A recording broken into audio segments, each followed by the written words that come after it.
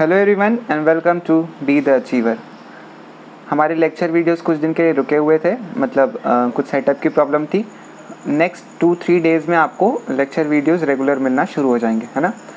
तब तक के लिए हम कुछ प्रीवियस ईयर क्वेश्चन पेपर की सीरीज़ को देख लेंगे या फिर कुछ प्रीवियस ईयर क्वेश्चन पेपर्स को सॉल्व कर लेंगे। साथ ही साथ हम इन्हें डिस्कस भी करेंगे। डिस्कस करने का मतलब है कि हम सिर्फ सही आंसर को डिस्कस नहीं करेंगे, मतलब उसके रिगार्डिंग चीज़ों को डिस्कस नहीं करेंगे, साथ ही साथ हम अदर ऑप्शंस को भी डिस्कस करेंगे कि वो किस चीज़ से रिलेटेड हैं और मतलब उसके रिगार्डिंग भी डिस्कशन किया जाएगा।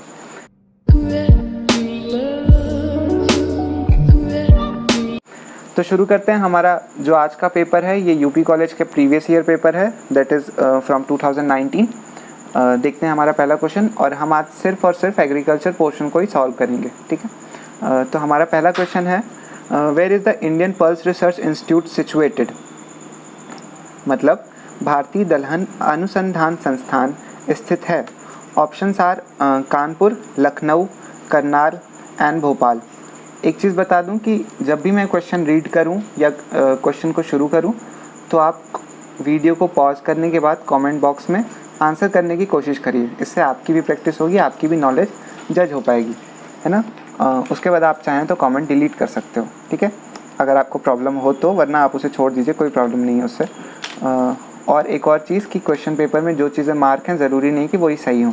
जो भी कुछ मैं इस साइड इस पेपर पर लिखूँगा आप उसे ध्यान देंगे, ठीक है। तो हमारा पहला क्वेश्चन था कि where is the Indian pulse research institute situated, दलहन अनुसंधान कहाँ है। So that is in Kanpur, Kalyanpur. तो हमारा ऑप्शन जो सही है वो है ए।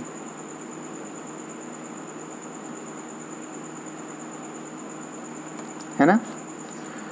नेक्स्ट क्वेश्चन है, that is average body temperature of cow is, मतलब गाय का औसत शारीरिक तापमान क्या होता है। ऑप्शन है 98.2 degree Fahrenheit, 101.5 degree Fahrenheit, 104 degree Fahrenheit, 105 degree Fahrenheit. तो ये सारे के सारे फ़ारेनहाइट में, मतलब हम जब भी किसी जानवर के बॉडी टेम्परेचर की बात करते हैं तो मैक्सिमम जगहों पर वो फ़ारेनहाइट में मेंशन किया जाता है, ठीक है। इसे आप सेल्सियस में कन्वर्ट करके या फिर सेल्सियस का अगर याद हो तो उसे फ़ारेनहाइट में कन्वर्ट करके भी चेक कर सकते हो। तो इसका आंसर है हमारा 101.5 डिग्री फ़ारेनहाइट, है ना। बट ये एग्जैक्ट आंसर नहीं है, हमें एक टोटल रेंज मिलती है आंसर्स की, है ना, मतलब ICR वगैरह के अकॉर्डिंग, क्योंकि ये हमेशा चेंज होता रहता है। बॉडी टेम्परेचर को फिक्स नहीं कर सकते हम, बट ये एक रेंज के अंडर होता है। सो जो रेंज है हमारी कैटल्स के लिए या गायों के लिए वो है 100 डिग्री फ़ारेनहाइट से 102.5 डिग्री फ़ारेनहाइट। जब हम इसे चेंज करते हैं सेल्सियस में तो ये आता है 37.8 degree Celsius to 39.2 degree Celsius. Okay, तो ये हो गया हमारा जो हमारे गाय का औसत शारीरिक तापमान होता है वो, ठीक है। नेक्स्ट क्वेश्चन को हम देखेंगे अपने। मेरी राइटिंग को थोड़ा इग्नोर करिए, ज़रूरी नहीं कि, क्योंकि आपको इसमें टिक करना है OMR शीट में, राइटिंग नहीं देखनी है। नेक्स्ट है meat of pig is known as. So इसका आंसर है पोर्क, है ना, मतलब सूअर के मांस को क्या कहते हैं, तो सूअर के मांस को पोर्क कहते हैं। बाकी ऑप्शंस को भी हम यहाँ पर डिस्कस कर लेते हैं। सो जो हमारा बीफ होता है, बीफ हम लेते हैं कैटल से। व्हील जो होता है हमारा वो हमें मिलता है काल्फ से। कैटल मतलब गाय भैंस, है ना, और काल्फ मतलब होता है बछड़े, ठीक है। और जो हमारा मटन होता है वो हमें मिलता है किससे, शिप से। ओके, तो ये होगा हमारा क्वेश्चन नंबर 93 यहाँ पे कंप्लीट। इसके बाद हम देखेंगे हमारा question number 94। The question number 94 is कि Tharparkar cow is native of, मतलब थारपारकर गाय कहाँ का मूल, थारपारकर गाय का मूल स्थान क्या है। ऑप्शंस हैं राजस्थान, हरियाणा, गुजरात, पाकिस्तान। तो इसका जो सही आंसर है वो है पाकिस्तान, दैट इज़ डी। अब पाकिस्तान में भी इसकी एक स्पेसिफिक रीजन है ना, वो क्या है, वो है सिंध, है ना। तो सिंध पाकिस्तान की का इसका मूल स्थान होता है थारपारकर का। थारपारकर के बारे में एक और चीज़ है कि थारपारकर एक द्विकाजी नस्ल है। द्विकाजी मतलब ये दोनों ही पर्पसेस के लिए यूज़ की जाती है, for milking purpose and as well as drought purpose, मतलब कि इसे काम के लिए भी इस्तेमाल किया जाता है, साथ ही साथ इनकी गायों को मिल्किंग के लिए भी इस्तेमाल करते हैं, ये अच्छी खासी मात्रा में दूध देती हैं। नेक्स्ट क्वेश्चन है हमारा, blue revolution is related with. तो ब्लू रेवोल्यूशन की किससे रिलेटेड है? ऑप्शन है मतलब नीली क्रांति किससे संबंधित है? ऑप्शन है oil seed production, fish production, food grain production and milk production. ठीक है, तो जो हमारा ब्लू रेवोल्यूशन है मतलब नीली क्रांति है, वो रिलेटेड है फिश से, है ना।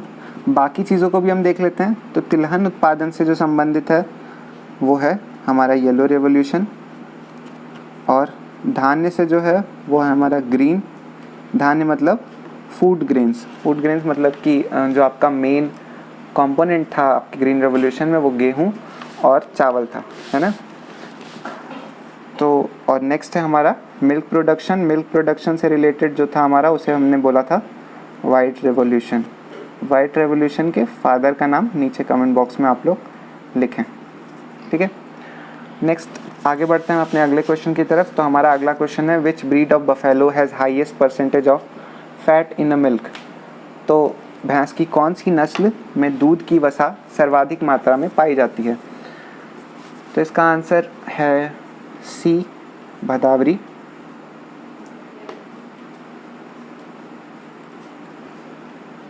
इसमें हमें 13% फैट मिलता है, which is highest among all the breeds of buffalo, है ना।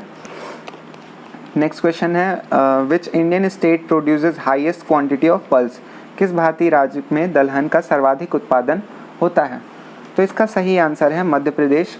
जब हम पढ़ेंगे मतलब जब आप एक एक करके सारी क्रॉप्स को पढ़ोगे तो आपको क्या मिलेगा कि मैक्सिमम जितनी भी पल्स क्रॉप हैं उनमें हाईएस्ट प्रोड्यूसर्स में अगर ज़रूरी नहीं कि फर्स्ट पे ही हो या फिर प्रोडक्टिविटी में फर्स्ट पे ही हो, बट हाईएस्ट प्रोड्यूसर्स में एक स्टेट जो है वो जो कॉमन है वो है मध्य प्रदेश, है ना।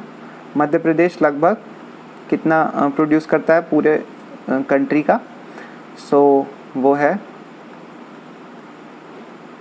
32.4%। ये परसेंटेज वेरी कर सकता है ईयर के अकॉर्डिंग, बट अप्रॉक्सीमेटली इसी के आसपास रहता है। जो हमारा सेकंड प्लेस पर स्टेट है ऑल ओवर इंडिया में वो है राजस्थान, ओके। आगे बढ़ते हैं, देखते हैं question number 98। The science concern with vegetable cultivation is called. मतलब सब्जी की खेती से संबंधित विज्ञान कहलाता है। तो ये बहुत ही आसान क्वेश्चन है, बहुत ही ज़्यादा आसान क्वेश्चन है, ये आप सबको आना ही चाहिए। तो आप कमेंट बॉक्स में चेक कर सकते हैं खुद को। हालांकि हम लोग आगे बढ़ते हैं, देखते हैं इसका आंसर क्या है। तो इसका आंसर है सी, ओलेरिकल्चर, ओके।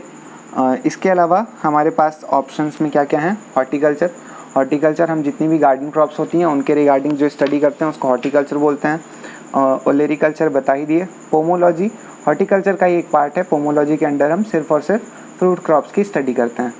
और जो अगला ऑप्शन है वो हमारा हिंदी में गलत लिखा हुआ है, फ्लोरिकल्चर लिखा है, इंग्लिश में सही लिखा है फ्लोरिकल्चर। यहाँ एक और चीज़ बता दें कि जब भी आप आंसर टिक करते हो तो आप हमेशा सीक्वेंस, मतलब अगर आपका हिंदी है तो, अगर इंग्लिश है तब तो कोई बात ही नहीं, हिंदी है तो आप एक बार इसके ऑप्शंस को पढ़िए, बट उसका सीक्वेंस हमेशा इंग्लिश ऑप्शन से मैच कर लीजिए। अगर किसी भी केस में ये सीरीज़ गलत होती है तो जो सही आपका सीक्वेंस माना जाएगा वो इंग्लिश का ही माना जाता है, ठीक है। आगे बढ़ते हैं और देखते हैं नेक्स्ट क्वेश्चन क्या है। नेक्स्ट क्वेश्चन है, raising of fish is known as. मछली पालन जाना जाता है किस नाम से? पीसी कल्चर नाम से आपका मछली पालन जाना जाता है ना, पीसी कल्चर, ठीक है। एक second, is it visible now? PC culture जो होता है हमारा वही हमारा मछली पालन मतलब फिशेस को रेज करने की प्रैक्टिस को हम पीसी कल्चर कहते हैं। इसके अलावा जो ऑप्शन है हमारे पास, sericulture that is related with silk worm, मतलब जिसे हम हिंदी में रेशम कीट कहते हैं। पीसी कल्चर हमने देख ही लिया कि फिशेस को रेज करने को कहते हैं। ओलेरीकल्चर ऊपर ही अभी पढ़े हम लोग, वेजिटेबल्स ग्रो करने की प्रैक्टिस को, मतलब सब्जियों को ग्रो करने की प्रैक्टिस को ओलेरीकल्चर बोलते हैं। आर्बोरिकल्चर में हमारे ट्रीज और श्रब्स आते हैं, ठीक है। ओके, नेक्स्ट क्वेश्चन की तरफ बढ़ते हैं। नेक्स्ट क्वेश्चन मतलब क्वेश्चन नंबर 100 हमारा है, flowering in sugar cane is also called. तो फ्लावरिंग जो शुगर केन में होती है उसे हम एरोइंग बोलते हैं, ठीक है। सिल्किंग और टेलरिंग ये बहुत इजी क्वेश्चन हैं। सिल्किंग जिसमें मतलब सिल्क और टेसल पाया जाता है, उसमें सिल्किंग होगी ऑब्वियसली, और टेलरिंग हमारे राइस में होती है।